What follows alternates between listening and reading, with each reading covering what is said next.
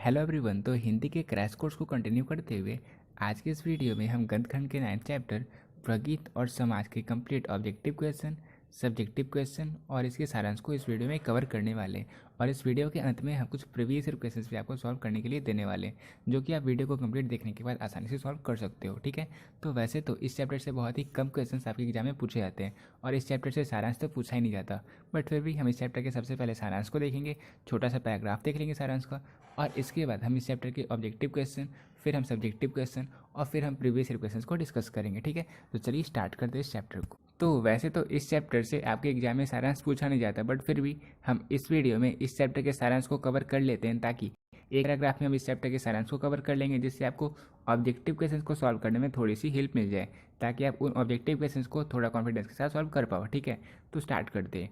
प्रगीत और समाज, ये जो निबंध है ये एक आलोचनात्मक निबंध है।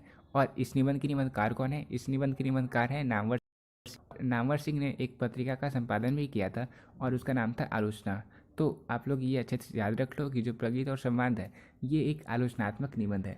ठीक है, आलोचना का मतलब आप लोग अच्छे तरीके से समझते हो कि आलोचना का मतलब होता है किसी दूसरे की बुराई करना, उसकी कमियों को बताना, इसे कहते हैं आलोचना।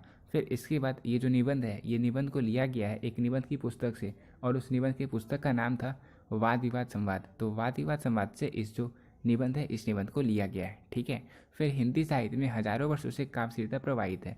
हिंदी साहित्य में जैसा कि आपको पता है ऐसे बहुत से महान काव्य रचयिता आए हैं और गए भी हैं, तो वो सारे जो हैं वो सारे बहुत सारे काव्य को लिखे हैं। तो हिंदी साहित्य में तो हजारों वर्षों से इसमें कोई शक नहीं है कि काव्यशीलता प्रवाहित होती रही है और उसके रूप समय के अनुसार बदलते रहे।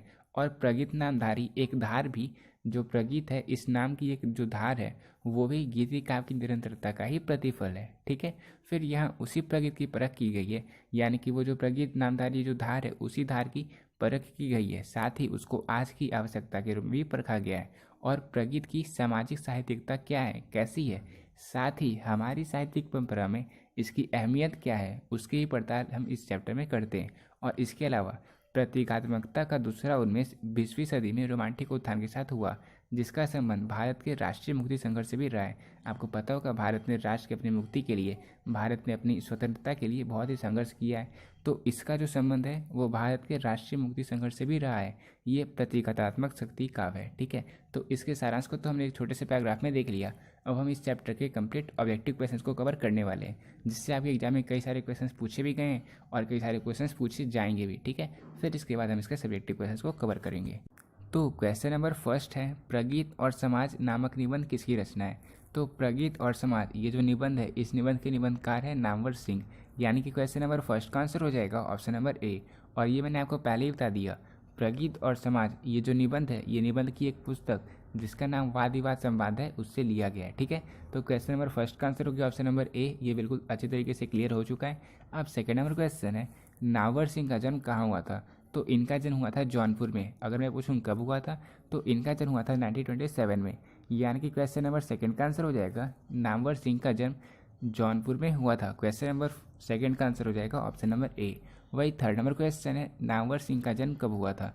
तो इनका जन्म हुआ था 1927 में, तो क्वेश्चन नंबर थर्ड का आंसर हो जाएगा ऑप्शन नंबर सी।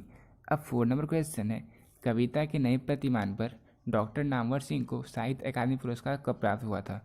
तो कविता के नए प्रतिमान, इस पर डॉक्टर नामवर सिंह को साहित्य अकादमी पुरस्कार प्राप्त हुआ था 1971 में, 1971 में। ठीक है, तो क्वेश्चन नंबर 4 का आंसर क्या होगा? इन्हें साहित्य अकादमी पुरस्कार कब मिला था? इन्हें प्राप्त हुआ था 1971 में। ठीक है, तो अब हम देखने वाले हैं क्वेश्चन नंबर 5 को। अब क्वेश्चन नंबर 5 है, नामवर सिंह के ललित निबंध का क्या नाम है?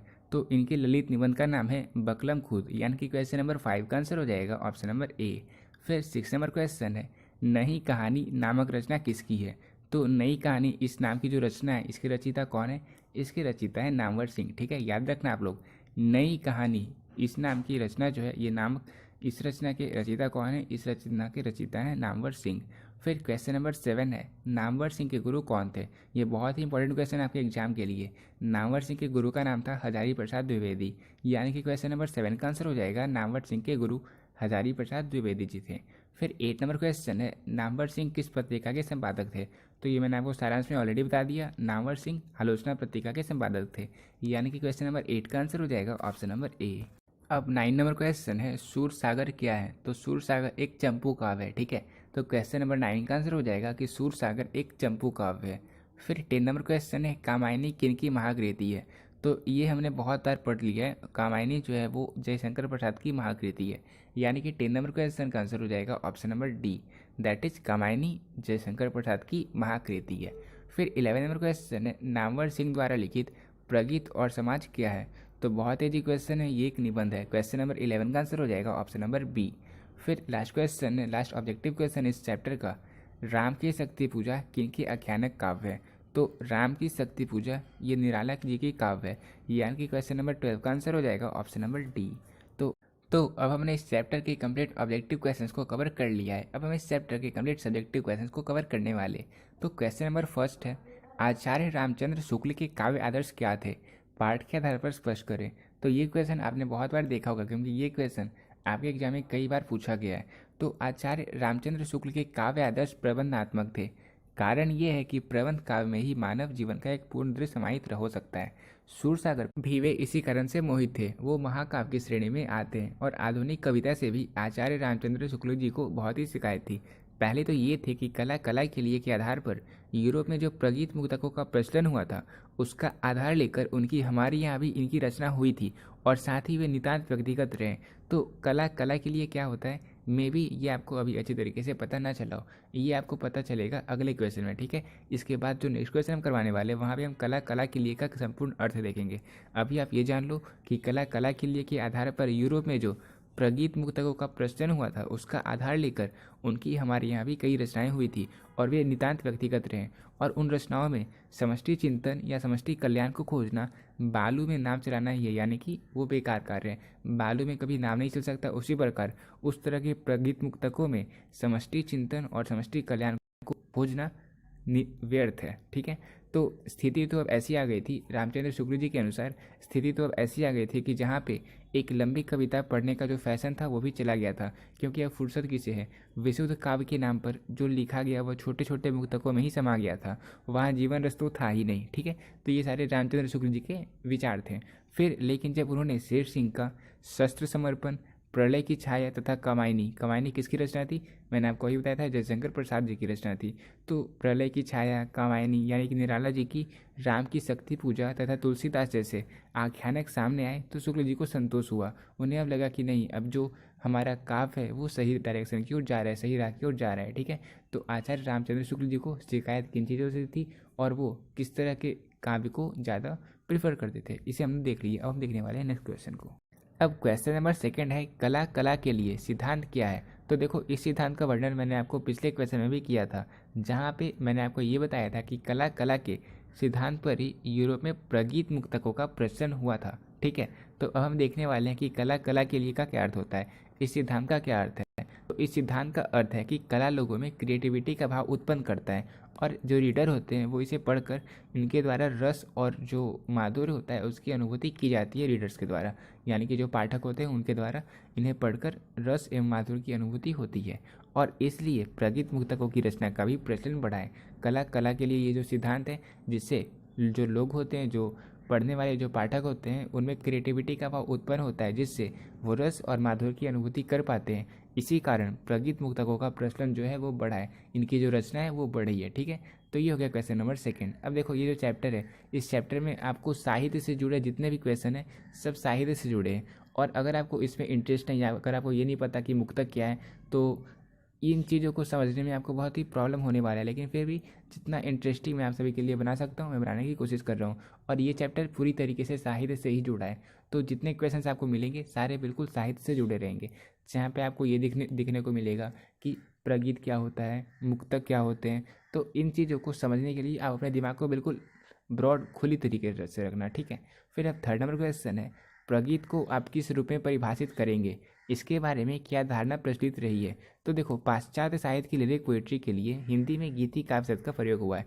पाश्चात्य साहित्य यानी कि पास्ट में, यानी कि भूतकाल में जो साहित्य है उनके लिरिक पोइट्री के लिए हिंदी में गीति काव्य शब्द का प्रयोग हुआ है। लेकिन बाद में उसके लिए गीति काव्य, प्रगीत काव्य तथा प्रगीति मुक्तक शब्द भी प्रचलन में आ गया है। फिर इसके बाद प्रबंध और मुक्तक में जो अंतर होता है वहीं प्रगीत का रूप देखा जा सकता है। और प्रबंध काव्य में यथार्थ, आदर्श, इतिहास अथवा कल्पना का समावेश होता है और एक पूर्णता रहती है। पात्रों का अपना अपना एक व्यक्तित्व होता है। कहाँ होता है? प्रबंध काव्य में। प्रबंध काव्य के आदर्श किन्हें मानते थे? प्रबंध काव्य को आदर्श कौन मानते थे? तो ये मानते थे रामचंद्र शुक्ल जी। ये मैंने आपको फर्स्ट क्वेश्चन में बताया था। तो प्रबंध काव्य में यथार्थ, आदर्श, इतिहास अथवा कल्पना का समावेश होता है और एक पूर्णता रहती है। पात्रों को अपना अपना व्यक्तित्व पता रहता है। परंतु प्रगीत में बिना किसी बाधा के प्रत्यक्ष व्यक्तित्व की अभिव्यक्ति होती है और यहाँ पर प्रत्यक्ष संकोच, कुंठारहित निजी व्यक्तित्व तथा उच्छ्वासित भाव तरंगों को ही वाणी प्रदान की जाती है। और यहाँ सहज सरलता यानी कि लिक्विडिटी, अबाध मुक्तता और प्रत्यक्ष अनुभूति की यानी कि डायरेक्ट जो आपका इमोशन है उसकी अनुभूति की ध्वनि दिखाई पड़ती है। वैयक्तिकता तो गीति काव्य का आधार है ही। गीति काव्य वही काव्य है जहाँ कवि की वैयक्तिक भावनाएं, उनकी पर्सनल भावनाएं, अनुभूतियाँ उसके अनुरूप लयात्मक अभिव्यक्ति पा जाती है। लयात्मक यानी कि एक रिथम में वो जो है लयात्मकता अनुभूति पा जाती है। उसको क्षण की वाणी भी कहा जाता है, जो क्षणपूर्ण और समग्र होते हैं और वे क्षण ही समग्र जीवन में प्रतीत होते हैं। और वे जो क्षण होते हैं, जो क्षण की वाणी कहा जाता है, जो क्षणपूर्ण और समग्र होते हैं वे क्षण ही समग्र जीवन भी प्रतीत होते हैं। जोही की कली उसी श्रेणी की एक रचना है जो पूरी तरह से आत्मपरक है, यानी कि पर्सनल तरीके से है, आत्मपरक है। ये भी माना जा सकता है कि प्रगीत काव्य वस्तुगत यथार्थ अपनी चरम आत्मपरकता का रूप लेकर ही उभरता है। ठीक है, तो ये सारे जो क्वेश्चन हैं ये सारे बिल्कुल साहित्य से जुड़े हैं और इस चैप्टर में आपको बस साहित्य के क्वेश्चन ही मिलने वाले हैं। हालांकि इसके बाद जितने भी चैप्टर हैं सारे साहित्य बहुत ही इंटरेस्टिंग है। तो अब नेक्स्ट क्वेश्चन है, आधुनिक प्रगीत काव्य किन अर्थों में भक्ति काव्य से अलग और गुप्त जी आदि के प्रबंध काव्य से विशिष्ट है? क्या आप आलोचक से सहमत हैं? अपने विचार दें। तो आधुनिक प्रगीत काव्य किन अर्थों में भक्ति काव्य से अलग है और गुप्त जी आदि के प्रबंध काव्य से विशिष्ट है? ये जो आलोचक ने यानी कि नामवर सिंह ने कहा था, तो हम लोग इनसे सहमत हैं, अपने हमें विचार देना है। तो देखो, नामवर सिंह की जो मृत्यु हुई थी ना, वो हुई थी 19 फरवरी 2019 में। और इनका जन्म कब हुआ था ये तो मैंने आपको ऑलरेडी बता ही दिया। हालांकि इनकी मृत्यु आपके एग्जाम में पूछी नहीं जाएगी, बस ये मैंने आपको इसलिए बता दिया बिकॉज 2020 के पेपर में जब मैंने खुद पेपर दिया था तो उसके पहले, क्योंकि इस चैप्टर को मैंने पढ़ा था और ये बहुत ही बोरिंग सब्जेक्ट था, बोरिंग चैप्टर था, तो इसलिए जो चीज़ मतलब मेरा वीक पोर्सन था उस पर मैं ज़्यादा टाइम देता था। ये मेरा स्टार्टिंग से मेरा आदत है, क्योंकि आप लोग उस फैक्ट को जानते ही होगी कि जो सब्जेक्ट आपका सबसे वीकेस्ट सब्जेक्ट हो उसे आप तब तक पढ़ो, उस पर आप तब तक अपना टाइम दो जब तक वो आपका स्ट्रॉन्गेस्ट सब्जेक्ट ना हो जाए। तो बस इसीलिए मैंने इसके जो ऑथर है, जो नामवर सिंह है, उनका नाम सर्च किया था, फिर इनकी सारी जानकारी मैंने एकत्र की थी और उसके बाद मैंने इस चैप्टर को पूरी तरीके से अच्छे तरीके से कंप्लीट किया था। तो इसलिए ये मैं आपको ये बताना चाहता हूँ कि अगर आपको कोई भी सब्जेक्ट से, कोई भी चैप्टर से आपको जितना डर लग रहा है, जितना आप पढ़ना नहीं चाह रहे हो, आप उसको उतना ही टाइम दो, ताकि उसके सारे क्वेश्चंस को आप मतलब जो और बच्चे, जो बाकी के बच्चे सॉल्व ना कर पाएँ उसे आप सॉल्व करके आओ, क्योंकि आप बाकी से अलग हो। ठीक है, तो इस टेक्निक को आप लोग भी अप्लाई करने की कोशिश करो। चलो हम इस क्वेश्चन के आंसर को देखने वाले हैं। भक्ति काव्य प्रायः वर्णनात्मक काव्य है, जिसकी सबसे बड़ी विशेषता है उसमें जीवन के नाना पक्षों का चित्रण, यानी कि जीवन के जितने भी एस्पेक्ट होते हैं, जितने भी अलग अलग प्रकार के पहलुएं होते हैं, उन सभी का चित्रण भक्ति काव्य में किया जाता है और इनकी ये सबसे बड़ी विशेषता है। फिर आधुनिक प्रगीत काव्य में भी प्रबंध काव्य की भांति जीवन के साथ चित्र खींचे गए हैं। प्रसाद, मुक्तिबोध, निराला, नागार्जुन, शमशेर आदि को लंबी कविताएं। और देखो यहाँ पे जो मुक्तिबोध है, ये आपको लग रहा होगा ये क्या होता है, तो मुक्तिबोध एक कवि का नाम है। ठीक है, मुक्तिबोध ये जो कवि है इनका एक कविता है जो कि आपको पढ़ना है काव्यखंड में, 8th या 9th चैप्टर में आपको इनका एक चैप्टर पढ़ना है। तो मुक्तिबोध का पूरा नाम क्या था? इनका पूरा नाम था गजानन माधव मुक्तिबोध। ठीक है, तो आपको पता चल चुका होगा कि मुक्तिबोध क्या है, ये कवि का नाम है। तो फिर प्रसाद, मुक्तिबोध, निराला, नागार्जुन, शमशेर आदि को लंबी कविताएं यथा कामायनी, आंसू, राम की शक्ति पूजा, तुलसीदास, मुक्तिबोध को ब्रह्म राक्षस, पेशोला की प्रतिध्वनि, नागार्जुन के अकाल और उसके बाद जैसी कविताएं जिसमें जीवन के विविध चित्र कम महत्वपूर्ण नहीं है। यही कारण है कि आज के प्रगीत का स्वर सूक्ष्म है और निराला भी है, यानी कि छोटा भी और अलग भी है। तो अब इस चैप्टर का एक लास्ट क्वेश्चन है, हिंदी की आधुनिक कविता की क्या विशेषताएं आलोचक ने बताई है? तो हिंदी की जो आधुनिक कविताएं हैं इनकी क्या क्या विशेषताएं आलोचक जो कि नामवर सिंह जी ने उन्होंने क्या क्या बताया है। तो देखो, नामवर सिंह जी एक आलोचक रहे। अगर आप उनकी जीवनी को देखोगे, अगर आप विकिपीडिया पे सर्च करोगे तो आपको पता चलेगा कि ये एक आलोचक थे और इन्होंने एक पत्रिका का संपादन भी किया था। उस पत्रिका का नाम आलोचक था। ठीक है, तो ये सारी चीज़ें आप देख सकते हो। और इनके पिता का क्या नाम था? इनके पिताजी का नाम था नागर सिंह। ये भी कभी कभी आपके एग्जाम में ऑब्जेक्टिव में पूछा जाता है। ठीक है, तो देखो हम इसके आंसर को देखने वाले हैं। देखो, आज के हिंदी काव्य में नई प्रगीतात्मकता का समावेश हो उठा है, जिसमें कवि का आत्मसंघर्ष तो है ही। यानी कि आजकल के जो नए नए आधुनिक कविताएं हैं उनमें कवि का आत्मसंघर्ष तो है ही, सामाजिक यथार्थी ओझल नहीं हुआ है। आज का कवि ना तो अपने आप को छिपाना चाहता है और ना ही समाज को नंगा करने में संकोच करता है। उसके अंदर किसी असंदिग्ध विश्व दृष्टि का मजबूत स्केच काटने की जिद है और ना बाहर की व्यवस्था को एक विराट पहाड़ के रूप में आंकने की हवस। अंदर का सूक्ष्मतम और सूक्ष्मतम सब बाहर है। बाहर का एक नन्हा कण भी अब सामने है। हर प्रकार की स्थिति, कथन, घटना बड़ी शांति से शब्दों में पिरो दी जाती है। उसका और समाज का रिश्ता एक नए कोण में देखा जा सकता है। यहाँ जो भी दिखता है वही नव प्रगीतात्मकता है। ठीक है, तो ये सारी जो विशेषताएं हैं, ये जो आधुनिक कविताएं की जो विशेषताएं हैं, वो सारी चीज़ों ने नामवर सिंह ने बताई थी। ठीक है, तो ये चैप्टर पूरी तरीके से कंप्लीट हो चुका है। अब हम इस चैप्टर के प्रीवियस ईयर क्वेश्चंस को देखने वाले हैं। तो वैसे तो इस चैप्टर से बहुत ही कम क्वेश्चंस आपके एग्जाम में पूछे जाते हैं, लेकिन क्योंकि कुछ क्वेश्चंस पूछे जाते हैं तो इसलिए हम जो क्वेश्चंस पूछे गए हैं उन क्वेश्चंस को अब डिस्कस करने वाले हैं। तो क्वेश्चन नंबर 73 है, जयशंकर प्रसाद का महाकाव्य कौन सा है?